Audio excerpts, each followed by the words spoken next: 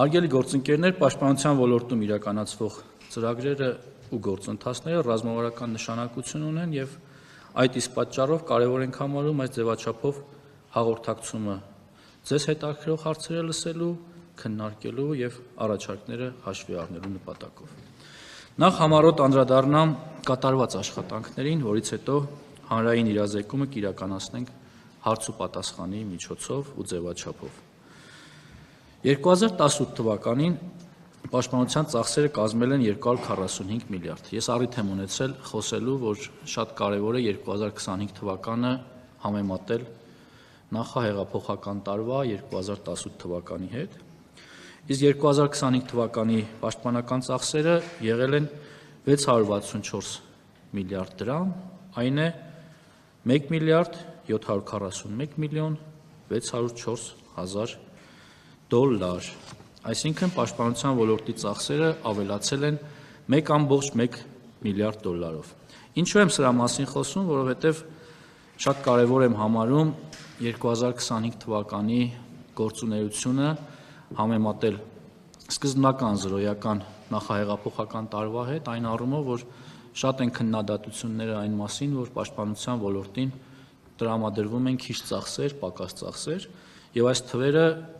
խոսուն են, մեղմ ասած, եւ ես ուզում եմ, որ սրա վրա ակցենտ դնելով շարունակենք 2025 թվականը համարել գերարդյունավետ տարի պաշտպանական ոլորտում իրականացվող թե ծախսերի եւ թե ընդհանրապես ոլորտը իմ կարծիքով 25 թվականին մեծապես շահել է։ 2025 թվականը կարևոր է նաեւ բարեփոխումների առումով, մասնավորապես ժամկետային զինվորական ծառայության կրճատումը այն առանցքային բարեփոխումներից էր, որը շրջադարձային է երրորդ հանրապետության պատմության մեջ եւ ես չեմ կարող չանդրադառնալ սրան։ Այս համատեքստում ընդհանրապես պիտի անդրադառնամ այն քննադատություններին, որ հնչում են 1.5 տարի ժամկետային զինծառայության անցման նկատմամբ։ Ես առիթ եմ ունեցել խոսելու նրա մասին, որ 18 ամիս ժամկետային զինծառայության մասին նախ որոշումը ունեցել ենք դեռևս 21 թվականին, որը արտացոլվել է կառավարության 21-26 թվականների ծրագրով եւ մեծապես այն կապված է նաեւ նրա հետ, որ պաշտպանության ոլորտի բարեփոխումները ունենալով հաջողություններ հնարավորություն են տվել մեզ, որպեսզի կառավարությունը հանդես գա այս նախաձեռնությամբ։ Սա հստակ է, շատ պարզ է ու կարծում եմ այստեղ տարընթերցումները ավելորդ են։ Մենք 2025 թվականին իրականացրել ենք մի շարք այլ բարեփոխումներ, մասնավորապես օրենսդրական բարեփոխումներից կարևոր են նրանք, որ օրինակ 2023-ի համեմատ 25 թվականին մենք ունեցել ենք զորակոչի 19% աճ։ Սա մեր փոփոխությունների ոչ միայն օրենսդրական, այլև կառավարության որոշումների, մասնավորապես 404-405 որոշումների փոփոխության արդյունքներն են, եւ սա համարում եմ էական հաջողություն։ Մենք հետևողական ուշադրություն ենք դարձրել նաեւ բանակի պրոֆեսիոնալ հատվածին, որը դառնալու է զինված ուժերի առանցքը, եւ այս համատեքստում կարեւոր է անդրադառնալ պաշտպան հայրենիաց ծրագրին։ Դուք գիտեք եւ առիթ եք ունեցել լսելու, որ պաշտպան հայրենիաց ծրագիրը 2.5 տարվա ընթացքում տվել է մեզ լուրջ ցուցանիշներ, ապահովել է բանակի համար էական հաջողություններ։ Սա ես համարում եմ գերատեսչական եւ անձամբ իմ հաջողությունը, որպես օրենքի հեղինակ, եւ շատ եմ կարեւորում նաեւ դրա շարունակական փոփոխությունները, մասնավորապես մեր փոփոխությունների բերումով 25 թվականին նախաձեռնած, բայց արդեն 26 թվականին դրանք կդառնան օրենսդրական որոշումներ, ազգային ժողովը կքննարկի, այն է պաշտպան հայրենիաց ծրագիրը, որը 5 տարով էր նախկինում եւ 5 տարի ծառայելուց հետո շահառուները կարող էին ստանալ 5 միլիոն դրամ պատվովճար։ Մենք հիմա պայմանագիրը ավելացնում ենք եւս 2 եւ եւս 5 տարով, որի արդյունքում շահառուները կարող են ստանալ 1.5 միլիոն 2 տարվա համար, այն է, այսինքն հանրագումարը 7 եւ 5 տարի ծառայելու պարագայում եւս 5 միլիոն դրամ պատվովճար, այն է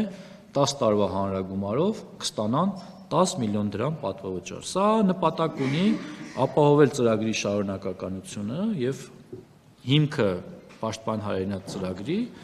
ամրացնել, այսպիսով ունենալ մշտական, պրոֆեսիոնալ բանակի կայուն շարունակականություն, որը կբխի ժամկետային զինծառայությունից, պարտադիր զինծառայությունից եւ կվերափոխվի պրոֆեսիոնալ պայմանագրային ծառայության։ Ես ուզում եմ նաև նշել, որ 2-2.5 տարիների ընթացքում շահառուների թիվը Պաշտպան հայրենիք ծրագրի այս պահին կազմում է 4234 զինծառայող, որը շարունակաբար աճում է, շարունակաբար աճը արդեն իսկ դիմումների մասին է։ Մենք այս պահին ունենք 906 դիմում, այսինքն միայն ամառային զորակոչից, որը դեռ սկիզբն է, եւ ես լիահույս եմ, որ մինչեւ պայմանագրերի կնքման ավարտը այն կավելանա եւս 200 հոգով նվազագույնը։ Այսպիսով մենք կունենանք առավելագույն թվականակ բոլոր զորակոչերի նկատմամբ մինչև 1000-1100 մարդ,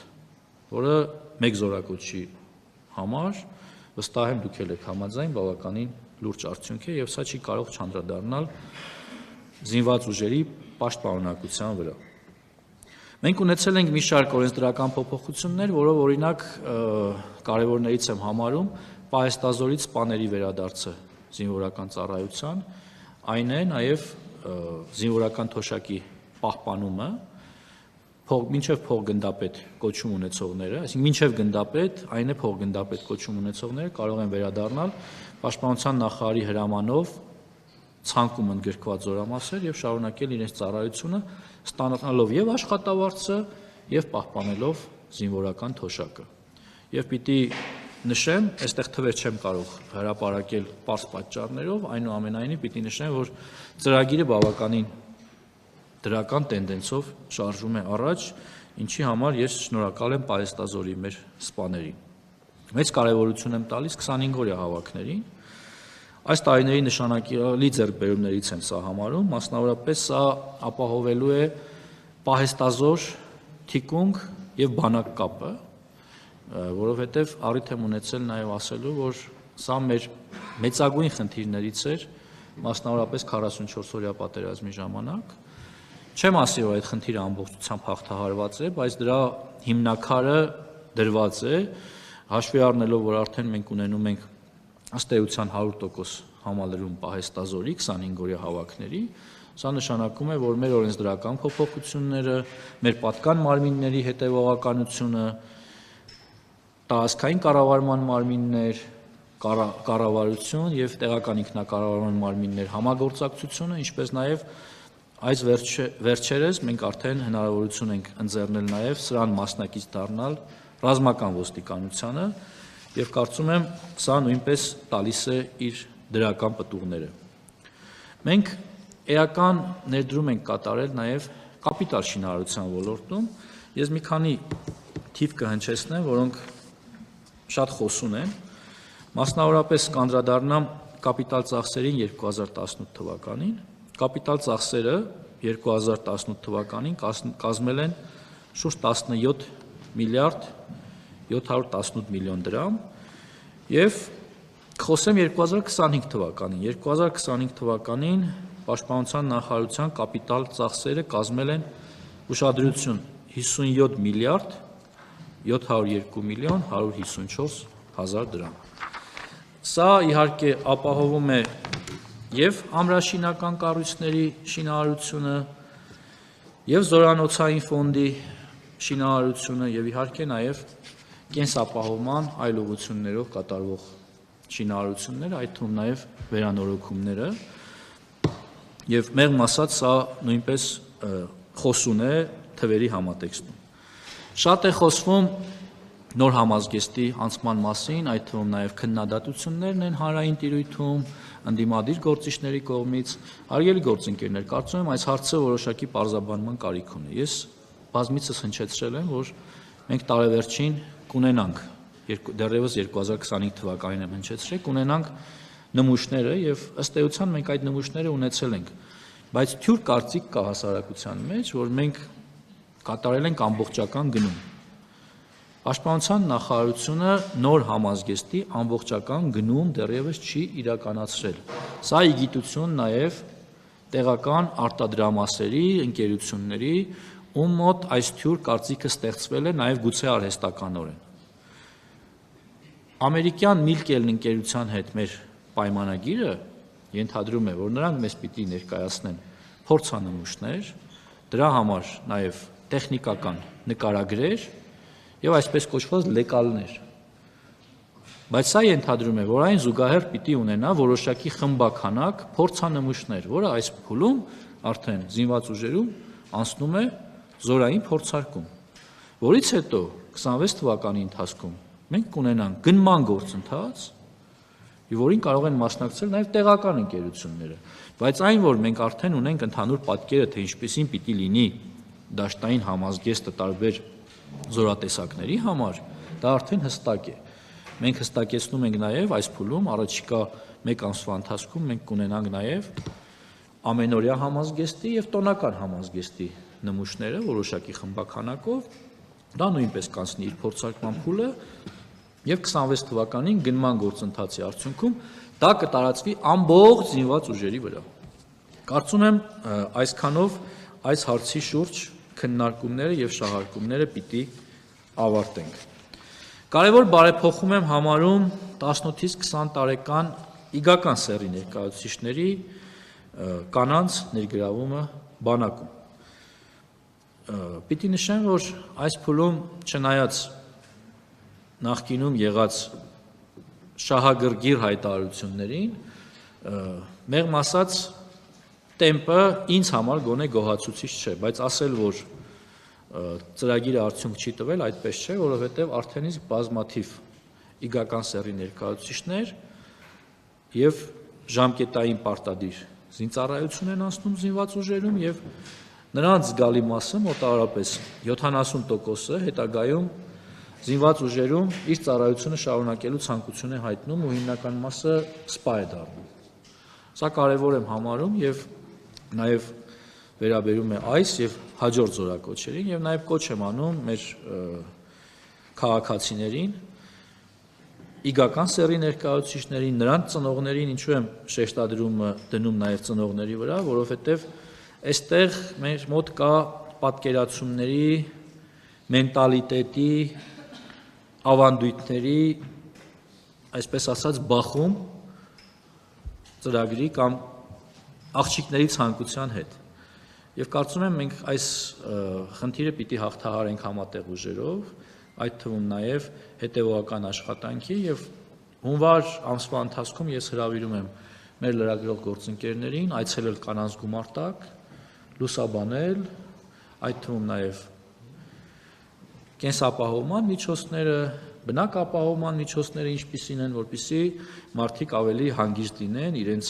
քույրերին, դուստրերին զինվորական ծառայության ուղարկելու կամ թույլատրելու, չնայած խոսքը վերաբերում է չափահաս մարդկանց։ Եվ պիտի նշեմ, որ այս ծրագիրը նաև թույլ է տալիս, որպեսզի մեր սիրելի կանայք եւ աղջիկները կարողանան մասնակցել նաև պաշտպան հայրենիաց ծրագրին, այսինքն 6 ամսյա ծառայությունից հետո նրանք կարող են շարունակել իրենց ծառայությունը, պայմանագրային կամ պրոֆեսիոնալ ծառայությունը, նաև որպես պաշտպան հայրենիաց ծրագրի շահառուներ։ Շատ եմ կարևորում ատեստավորման գործընթացը, որը 2025 թվականին շարունակվել է։ Սա մի ծրագիր է, որի մասին արդեն ըստ էության բոլորը գիտեն, բայց մանրամասներին գուցե ոչ բոլորն են տիրապետում։ Սրա արդյունքում ատեստավորվող զինծառայողները կարող են իրենց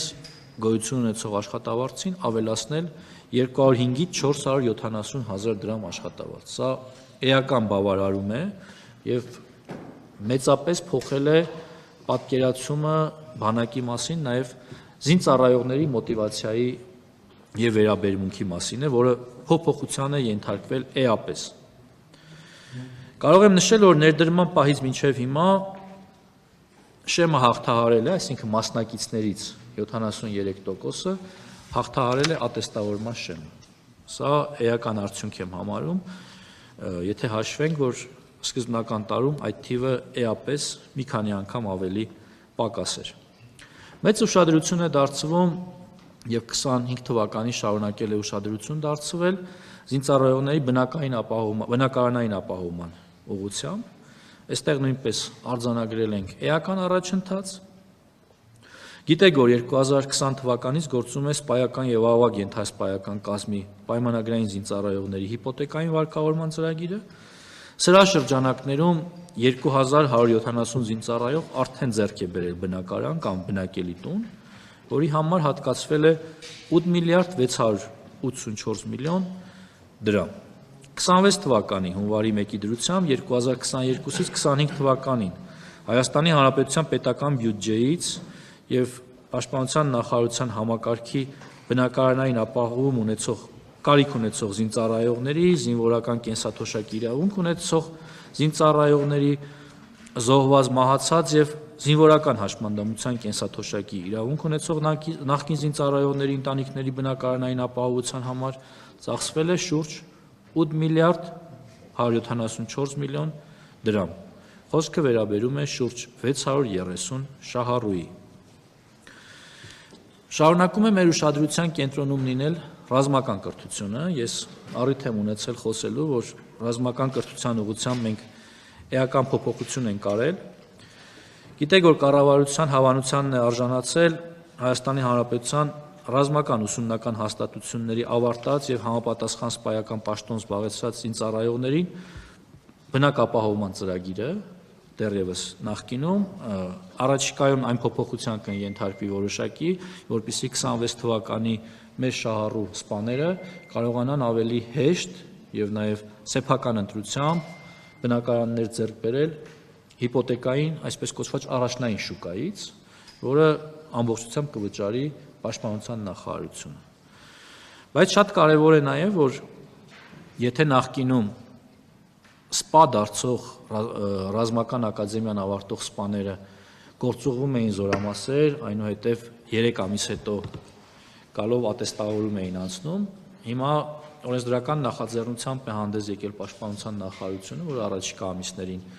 քննարկվի ազգային ժողովում եւ լիահույս են, որ այն հավանության կարժանանա, այս օրենսդրական փոփոխությամբ ավարտող սպաները միանգամից կհամարվեն ատեստավորված։ Սա նույնպես իր հերթին կմեծացնի մեր երիտասարդ սպաների մոտիվացիան, ինչպես նաեւ նրանց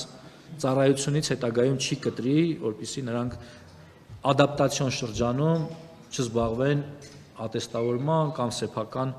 ունակությունները պահպանելու կամ ավելացնելու գործունեությամբ։ Շատ կարևոր եմ համարում սպառազինության, ռազմական տեխնիկայի ձեռքբերման, շուկաների դիվերսիֆիկացիան, սրա մասին բազմիցս առիթ ենք ունեցել խոսելու, բայց նաև կարևորում եմ նաև տեղական արտադրության զարգացումը։ Նշեմ, որ 2022 թվականին պայմանագրերի ծավալը տեղական ռազմաարդյունաբերության հետ կազմել է 5.5 միլիարդ դրամ։ Այսօր գործող պայմանագրերով այն հասել է 170 միլիարդ դրամի, որի մեծ մասը արդեն իսկ մատակարարված է, բայց նաև կարևորում եմ 2026-2028 թվականների եռամյա ծրագրով կառավարությունը նախատեսում է հատկացնել 150 միլիարդ դրամ տեղական ռազմաարդյունաբերության ոլորտին։ Սա ռազմաարդյունաբերության զարգացման, դրա շարունակական բարելավման ուղղությամբ էական ներդրում եմ համարում մեր կողմից։ Քանի որ խոսվում է 1.5 տարի ժամկետային զինծառայությունը փոփոխության ենթարկելու եւ այս պահին 24 ամիս ծառայող զինծառայողների միջև տարբերության կամ անհամաչափության մասին, ես կարևոր եմ համարում նշել, որ 25 թվականին մենք կատարել ենք եւս մեկ օրենսդրական փոփոխություն, որով գործող զինծառայողների համար հնարավորություն ենք ստեղծել ունենալ 21-ից մինչև 30 օր արձակուրդ։ Սա նշանակում է, որ դա կբաշխվի համամասնորեն իրենց ծառայության մեջ, եթե նախկինում ծառայողների համար խոսքը 2 տարուն է վերաբերում, արդեն այս տարի զորակոչվածների համար այն կտարածվի 1.5 տարվա նկատմամբ, այն է սահմանային ծառայություն տանող զինծառայողների համար 30 օր, այսինքն պատկերացրեք, միջինը ամեն 6 ամսվա մեջ 10 օր զինծառայող կարողանա գնալ արձակուրդ, եւ 21 օր այլ զորամասերի համար, այսպես կոչված թիկունքային զորամասերի համար։ Եվ այս համատեքստում պիտի կարևորեմ մի այլ փոփոխություն, որը հանրության ուշադրության չի ներկայացվել կամ չի հայտնվել ուշադրության կենտրոնում։ Հիմա դահլիճում գտնվողները, նրանց հարազատները, ովքեր նախկինում ծառայել են, կհիշեն, որ երթման արարողության ժամանակ ինչի միջով են անցել զինծառայողը եւ նրանց ծնողները։ Սկսած X քաղաքում ծանոթ գտնել, բարեկամ գտնել, հյուրանոց վարձել, զրուցարան վարձել, այսպես կոչված բիսեդկա, եթե խոսքը վերաբերում է ամառային ժամանակաշրջանին։ Էլ չեմ ասում մեքենաների վրա, կհիշեք, մեքենաների կապոտների վրա փռում էին զինծառայողներին, ծնողները ինչ կարողանային, փորձում էին երեխուն հյուրասիրել լավ բաներ, բնական է, որ ծնողը 40 օրվա կամ 1 ամսվա կամ 2 ամսվա ընթացքում երեխուն չտենալու պարագայում ինչ որ էմոցիաներ ունի, փորձում է ամեն կերպ, մանավանդ որ զինծառայողը նախկինում որքան էլ որ սա վատ հնչի, ասոցացվել է սոված լինելու հետ։ Ինչը հիմա այդպիսի բան չկա, ես հստակ կարող եմ ասել, կարող է ծնողների, քանի որ մայրիկի պատրաստածը չի, ձեր մոտ նման էմոցիաներ կան, բայց իրականությունը մեծապես տարբերվում է հիմա, բայց մենք ինչ ենք արել։ Օրենսդրական փոփոխությամբ ապահովել ենք, որ երթման արարողությունից հետո զինծառայողը կարող է 2 օր ունենալ արձակուրդ, ծնողը նույնիսկ կարող է չգար զորամաս, զինծառայողը կստանա 2 օրյա արձակուրդը, կգնա իրենց տուն, իր հարազատների հետ։ Կվայելի այդ 2 հանգստյան օրերը, այնուհետև կվերադառնա հիմնական ծառայության որպես լիիրավ զինծառայող։ Սա նույնպես լուրջ փոփոխություն եմ համարում, սա ավելի շատ էմոցիոնալ փոփոխություն է, բայց շատ կարևոր է թե զինծառայողների եւ թե նրանց ծնողների համար։ Հարգելի գործընկերներ, ամենավերջում ցանկանում եմ ընդգծել, որ կարգապահության բարձրացման ուղղությամբ նույնպես էական աշխատանքներ են կատարվել այս տարիների ընթացքում եւ ես պիտի կարևորեմ 2025 թվականը, որովհետեւ 2025 թվականին մենք ունենք շոշափելի արդյունքներ այս ուղղությամբ եւ սա վերաբերում է հիմնականում կանոնադրային հարաբերությունների խախտմանը եւ դրա հետևանքով սպանությունների դեպքերին, ես պիտի արձանագրեմ, որ 2025 թվականին այդպիսի դեպքեր չեն արձանագրվել։ Սա իրականում հենց այդպես էլ պիտի լինի,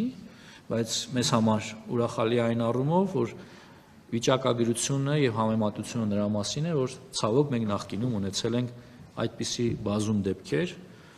չեմ ուսումնասիրել երրորդ հանրապետության ամբողջ շրջանը, բայց կարող եմ ասել, որ թերևս նման տարիներ գուցե չեն արձանագրվել նախկինում։ Եվ սա շատ ուրախալի փաստ եմ համարում,